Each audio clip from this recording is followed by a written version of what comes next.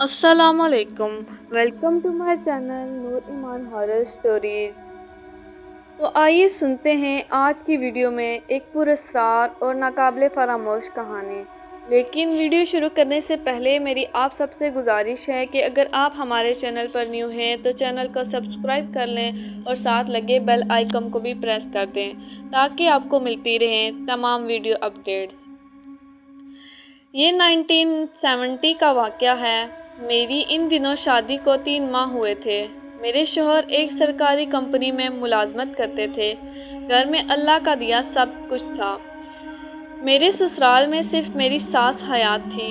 میاں صاحب کی بہن بھائی تو تھے نہیں، والد صاحب بھی وفات پا چکے تھے، سو ان کے چلے جانے کے بعد گھر میں ہم 2 ہی رہ جاتے تھے۔ ہمارا گھر کراچی میں واقع ایک کالونی میں تھا۔ گھر کے کام کاج سے فارغ ہو کر میں ماں جی یعنی اپنی ساس کے پاس بیٹھ جاتی۔ وہ مجھے اپنی جوانی کے قصے سنایا کرتی تھی۔ ہنسی خوشی دن گزر رہے تھے۔ ایک شام جب میرے شوہر گھر آئے تو انہوں نے بتایا کہ وہ کمپنی کے کام سے 4 دن کے لیے جہلم جا رہے ہیں۔ یہ سن کر میں پریشان ہو گئی۔ ہماری شادی کے بعد یہ پہلا موقع تھا جب وہ اتنے دنوں کے لیے جا رہے تھے۔ انہوں نے تسلی دیتے ہوئے کہا کہ وہ جلدی آنے کی کوشش کریں گے اور ماں جی کے ہوتے ہوئے مجھے پریشان ہونے کی ضرورت نہیں۔ میں چپ ہو گئی۔ میرے شوہر ایک کم گو انسان تھے، وہ ویسے بھی بات چیت کم ہی کرتے تھے۔ میں نے ان کا سامان پیک کیا اور اگلے دن صبح وہ جہلم کے لیے نکل گئے۔ دن سست روی سے گزرے۔ ماں جی کی وجہ سے میرا حوصلہ رہا۔ رات کو بھی میں ان کے کمرے میں چلی جاتی اور بہانے سے وہیں سو جاتی۔ جس دن میرے شوہر نے آنا تھا میں نے کھانے پر کافی اہتمام کیا، ان کی پسند سے بنایا اور خود بھی تیار ہو گئی۔ جب وہ آئے تو وہ بہت چپ تھے۔ بات تو وہ پہلے بھی بہت کم کرتے تھے، لیکن اس دن تو ہوں ہاں کے سوا کچھ نہ کہا۔ میں نے پوچھا تو ٹال گئے کہ تھکا ہوا ہوں۔ میں خاموش ہو گئی۔ رات کو جب کمرے میں آئی تو بیگ سے ایک پیکٹ نکالا مجھے دیا۔ میں نے خوشی خوشی کھول کر دیکھا تو ایک گڑیا نما مورتی تھی۔ میں حیرانی سے ان کا منہ تکنے لگی۔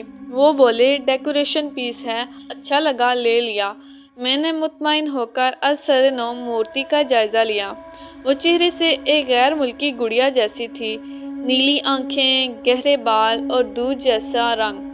اس کا لباس سیاہ تھا۔ اسے دیکھ کر مجھے معلوم نہیں کیوں عجیب سا احساس ہوا۔ ایسا لگا جیسے وہ مجھے گھور رہی ہے۔ ایک عجیب سا خوف آیا۔ میں نے واپس پلٹ کر رکھنا چاہا تو میاں صاحب بولے ڈرائنگ روم میں رکھ دو، ایسے کیا لپیٹ رہی ہو؟ میں نے بھی کچھ سوچا اور ڈرائنگ روم میں آ کر الماری میں سجا دیا۔ اب مورتی کو دیکھنے سے لگ رہا تھا جیسے وہ خوش ہے۔ ایسے سوچوں میں گم میں اسے دیکھ رہی تھی کہ اچانک مجھے لگا اس نے آنکھیں چپکی ہیں۔ ایک دم میرے حلق سے چیخ نکل گئی۔ اماں اور میرے شوہر بھاگ کر وہاں آئے۔ مجھے شدید چکر آیا اور میں گر کر بے ہوش ہو گئی۔ معلوم نہیں پھر کیا ہوا۔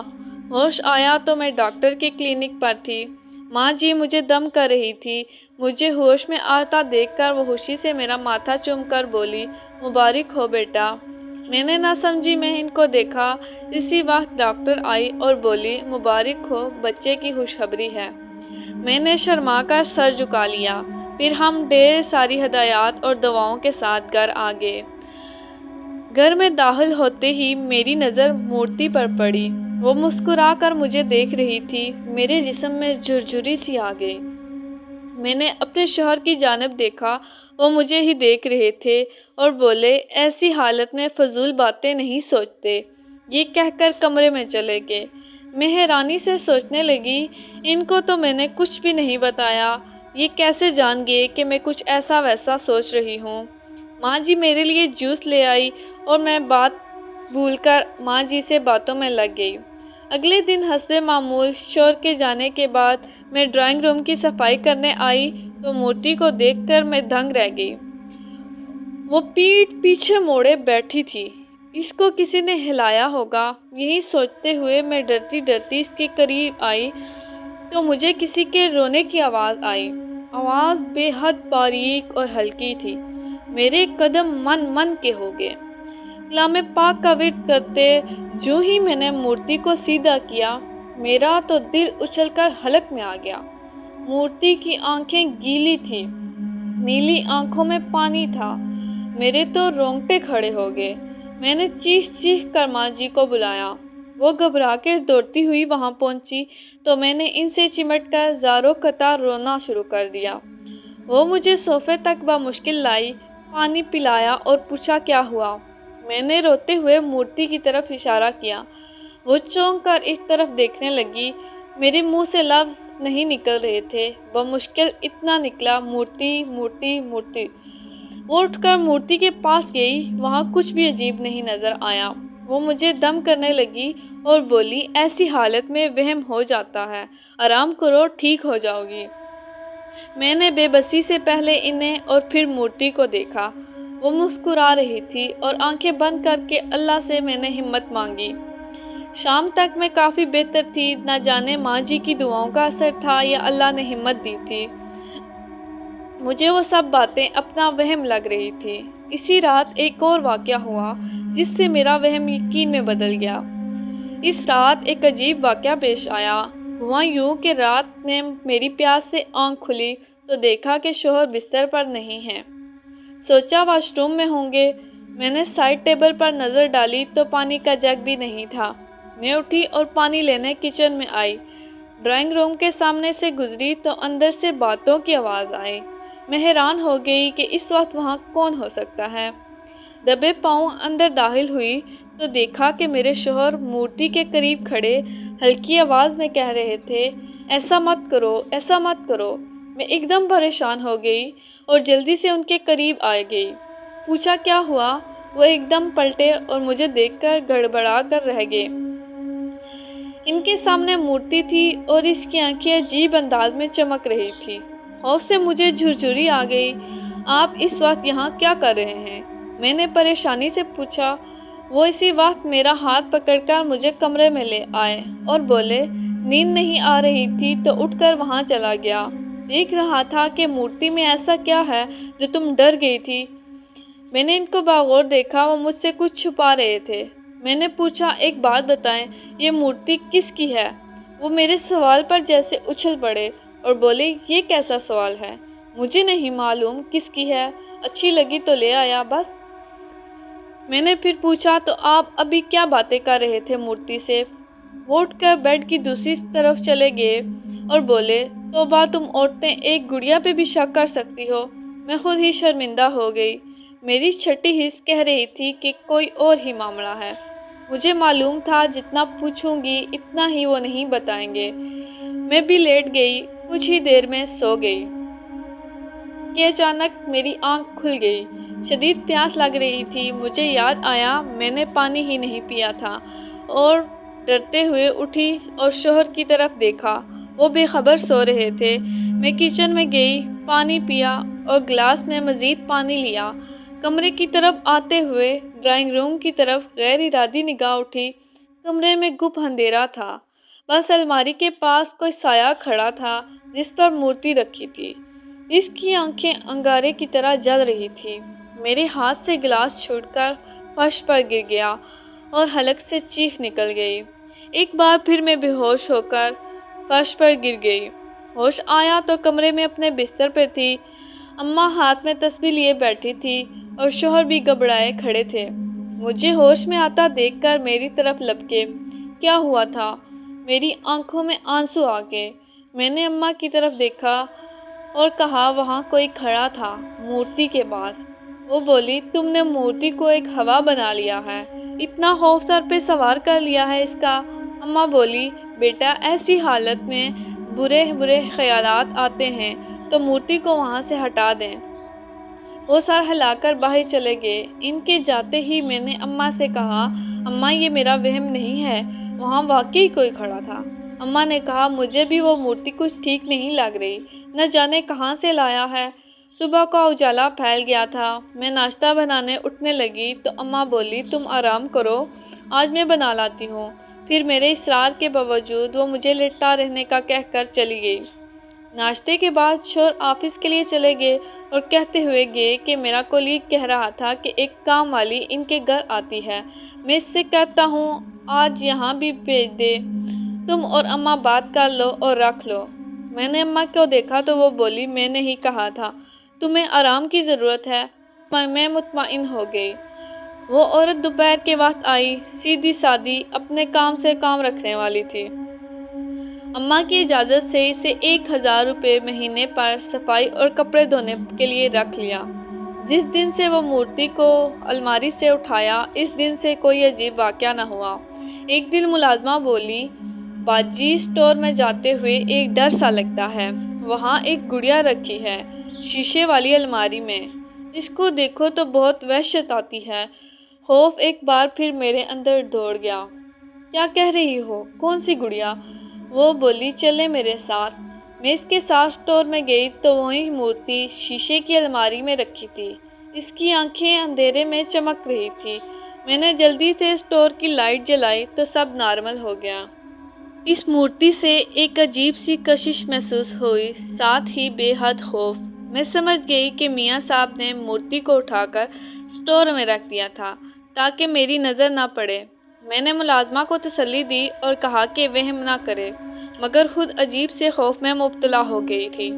ہر وقت مورتی کی صورت ذہن میں آتی رہتی۔ ہر دن گزرتے گئے، اسٹور کو تالا لگا رہتا تھا۔ مجھے چھٹا مہینہ شروع ہو گیا تھا۔ ایک شام میں موتیے کے پھولوں سے گجرے بنا رہی تھی۔ ہمارے گھر کے لان میں موتیے کے کئی پودے تھے، ان کی خوشبو مجھے بہت پسند تھی۔ میں نے سوچا آج گجرے بنا کر پہنوں گی۔ شام کا وقت تھا، اماں اپنے کمرے میں آرام کر رہی تھی اور کام والی کام کر کے جا چکی تھی۔ شوہر کے آنے کا وقت تھا۔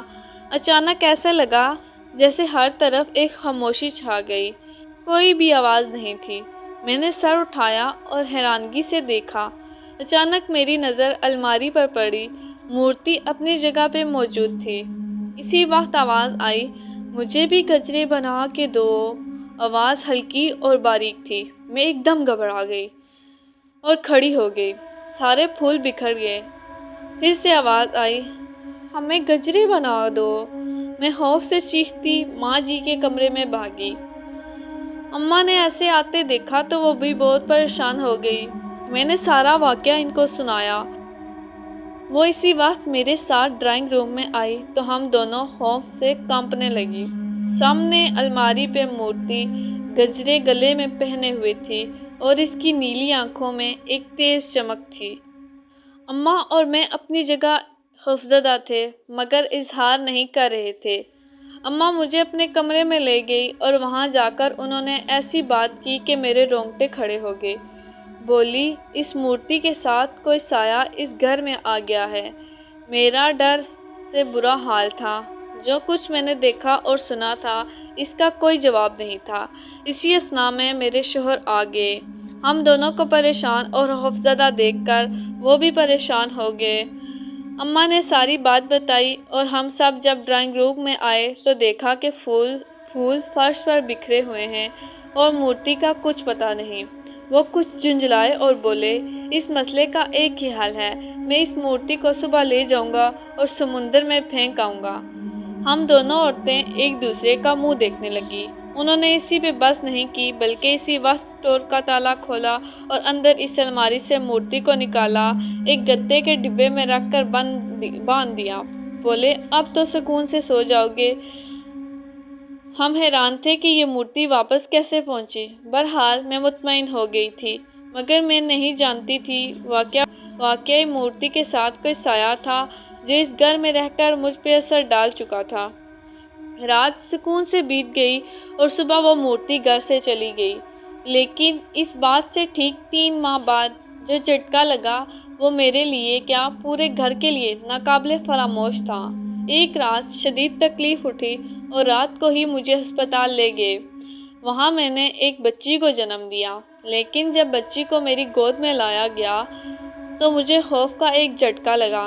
اس بچی کی صورت ہو بہو مورتی جیسی تھی، وہی نیلی آنکھیں، دودھ سی رنگت اور گہرے بال۔ میں نے تو حیرت اور خوف سے اسے گود میں نہیں لے پائی۔ اسی وقت وہ رونے لگی اس کی آواز ہلکی اور باریک تھی۔ میرا سر چکرانے لگا اور آنکھوں کے آگے اندھیرا چھا گیا۔ ہوش آیا تو کمرے میں سب ہی تھے، اماں، میرے شوہر اور ڈاکٹر اور وہ بچی۔ ڈاکٹر نے تسلی دی کہ کمزوری ہے، کچھ طاقت کے انجیکشن اور ادویات دی۔ بچی آخر میرا خون تھی، کب تک دور رہ سکتی تھی؟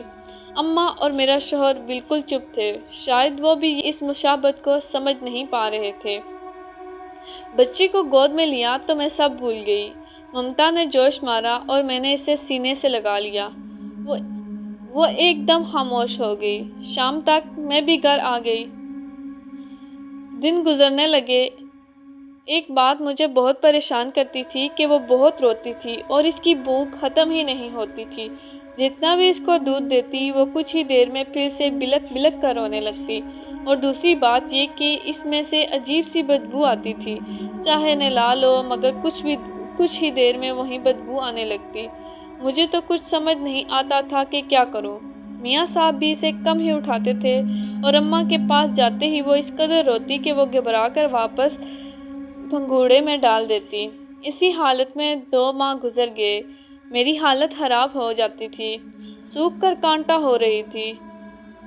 ایسا لگتا تھا جیسے سارا جسم کا خون نچوڑ لیا گیا ہو۔ تیسرا ماہ شروع ہوا تو بدبو ناقابل برداشت ہو گئی۔ دن میں 5 بار بھی نہلاؤ تو ختم نہیں ہوتی تھی۔ ایک شام میں کمرے میں تھی، بچی سوئی تھی، اچانک بجلی بند ہو گئی۔ میں موم بتی جلانے اٹھی تو بچی، جس کا نام گلے رانا رکھا تھا، وہ عجیب سی آوازیں نکالنے لگی، جیسے کوئی جانور گھرا رہا ہو۔ میں گھبرا کر پنگوڑے کے پاس آئی تو ایک سایہ سا تھا جس کی آنکھیں انگاروں کی طرح جل رہی تھی۔ میری خوف سے چیخ نکل گئی۔ اسی وقت بجلی آ گئی۔ دیکھا تو بچی آرام سے کھیل رہی ہے۔ اماں بھی کمرے میں آ گئی۔ انہوں نے جو سمجھا وہ بھی صحیح ثابت ہوا۔ وہ مجھ سے کچھ نہیں بولی، اور جب میرے شوہر گھر آئے تو انہوں نے کہا کہ کل آفس سے چھٹی لے کر بہو کو درگاہ پر لے جاؤ۔ انہوں نے چونک کر اماں کو دیکھا، مگر ان کی نظروں میں ایسی تنبیہ تھی کہ وہ راضی ہو گئے۔ اگلے دن ہم حیدرآباد میں ایک درگاہ پر چلے گئے۔ تمام راستہ بچی چپ رہی، مگر جیسے ہی درگاہ میں قدم رکھا وہ بلک بلک کر رونے لگی۔ ایک سفید باریش بزرگ نے میرے سر پر ہاتھ رکھا اور بولے، بچی کو وہاں لٹا دو۔ پاس ایک چبوترا تھا جس پر ایک دائرہ بنا تھا۔ میں نے بچی کو دائرے میں لٹا دیا اور خود پاس ہی چٹائی پر اماں اور میرے شوہر کے ساتھ بیٹھ گئی۔ انہوں نے کچھ پڑھنا شروع کیا، ساتھ ہی بچی نے رونا اور چیخنا شروع کر دیا۔ وہ اس قدر درد سے رو رہی تھی کہ میں بھی رونے لگی اور بھاگ کر اسے اٹھانے چلی، مگر میرے اٹھنے سے پہلے ہی دائرے کو آگ لگ گئی۔ میں چیخنے چلانے لگی، مگر میرے شوہر اور اماں نے روک رکھا تھا۔ بچی کی چیخیں آسمان تک جا رہی تھی۔ میرا ضبط جواب دے گیا۔ میں لڑکھڑا کر گرنے لگی اور بے ہوش ہو گئی۔ جب ہوش آیا تو دنیا لٹ چکی تھی۔ گلے رانا ہمیں چھوڑ کر جا چکی تھی۔ اس کا پھول جیسا جسم سفید چادر میں لپٹا ہوا تھا۔ میرا تو غم سے کلیجہ نکل گیا۔ آنسوؤں کی جھڑی لگ گئی۔ میرے شوہر نے ڈال بیٹھے تھے۔ بزرگ نے ایک گلاس میں پانی منگوا کر مجھے پینے کو دیا۔ اس پانی کو پیتے ہی میرے اندر ایک توانائی سی محسوس ہوئی۔ وہ بولے، بیٹا، یہ تمہاری بیٹی نہیں تھی، ایک بھٹکی ہوئی روح تھی۔ بچی تو پیدائش سے پہلے ہی مر چکی تھی، اور یہ بھٹکی ہوئی روح کس کی تھی یہ تمہارا شوہر بتائے گا۔ میں نے شدید دکھ کے عالم میں اپنے شوہر کی جانب دیکھا۔ وہ غم سے نڈال تھے۔ اماں بھی دیوار سے ٹیک لگائے زاروں قطار رو رہی تھی۔ انہوں نے پانی کا گلاس پیا اور کچھ یہ بتایا، آج سے 5 سال پہلے میں ایک کمپنی میں ملازمت کرتا تھا۔ اس کے ڈائریکٹر کے ایک دوست ترکی سے وہاں ملنے آئے تھے۔ ان کے ساتھ ان کی جوان سا بیٹی جیسمین بھی تھی۔ کمپنی کے ڈائریکٹر نے جیسمین کو پاکستان دکھانے کا کام میرے سپرد کر دیا۔ میں انکار نہیں کر سکتا تھا، ویسے بھی جوان تھا اور جیسمین بہت خوبصورت تھی۔ نیلی آنکھیں، دودھ سی رنگت اور گہرے بال، اور زیادہ تر سیاہ لباس پہنتی تھی۔ پاکستان دکھاتے دکھاتے نہ جانے کب وہ مجھ سے محبت کر بیٹھی۔ جب اس نے اظہار کیا تو میں گھبرا گیا۔ وہ میری بے تکلفی کو محبت سمجھ رہی تھی۔ میں نے اس سے دوری اپنائی تو وہ اور بھی زیادہ پریشان کرنے لگی۔ وہ مجھ سے شادی کرنا چاہتی تھی اور میں تو اپنے گھر اور دوسرا ڈائریکٹر کے دوست سے خائف تھا۔ اس دن ہم اسٹیمرز پر سمندر کی سیر کر رہے تھے تو وہ بولی، جمی میں تمہارے بغیر مر جاؤں گی۔ میں نے کہا، بچوں کی طرح ضد نہ کرو، تمہارے والدین اس رشتے پر راضی نہیں ہوں گے۔ وہ بولی، ایک ہی طرح میں تمہارے ساتھ رہ سکتی ہوں ہمیشہ، مر کر۔ یہ کہہ کر اس نے سمندر میں چھلانگ لگا دی۔ میرا دماغ معاف ہو گیا۔ جب تک اسے بچانے تیراک سمندر میں اترے وہ مر چکی تھی۔ اس کا باپ دھاڑیں مار مار کر رو رہا تھا۔ اس کی لاش کو جب نکالا تو اس کی آنکھیں مجھ پہ جمی تھی۔ میں تو کہتا ہی رہ گیا کہ ایسا مت کرو، ایسا مت کرو۔ اس حادثے کے بعد میں نے وہ کمپنی چھوڑ دی، لیکن کچھ وقت کے بعد مجھے یاسمین کی آواز آنے لگی۔ کبھی نام لیتی، کبھی ہلکی سی ہنستی۔ میں سمجھ گیا یہ عمر بھر کا غم ہے۔ میں نے نفسیاتی ڈاکٹروں کو بھی دکھایا، مگر سب نے یہی کہا سٹریس ہے، اسی لیے میں خاموش ہوتا چلا گیا۔ اس روز جہلم جاتے ہوئے میرے دوست نے کہا، وہ ایک ایسے آدمی کو جانتا ہے جو دل کی تصویر باہر نکال دیتا ہے، اور اگر کوئی سایہ اس سے جڑا ہوا ہو تو وہ بھی نکل جاتا ہے۔ میں اس کی بات مان کر جہلم سے 3 میل کے فاصلے پر ایک گاؤں پہنچا۔ گاؤں سے باہر الگ تھلگ ایک مٹی کا مکان تھا۔ وہاں ایک شخص ملا جس کی آنکھوں میں عقاب کی تیزی اور چمک تھی۔ اس نے 5 منٹ مجھ سے نظریں ملائی، میرے ہاتھ پکڑے ہوئے۔ اس کی آنکھیں سرخ ہو گئی۔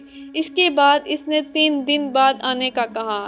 3 دن بعد جب ہم وہاں گئے تو اس نے یہ مورتی ہمیں دی، جسے دیکھ کر میں خوف اور حیرت سے اچھل پڑا۔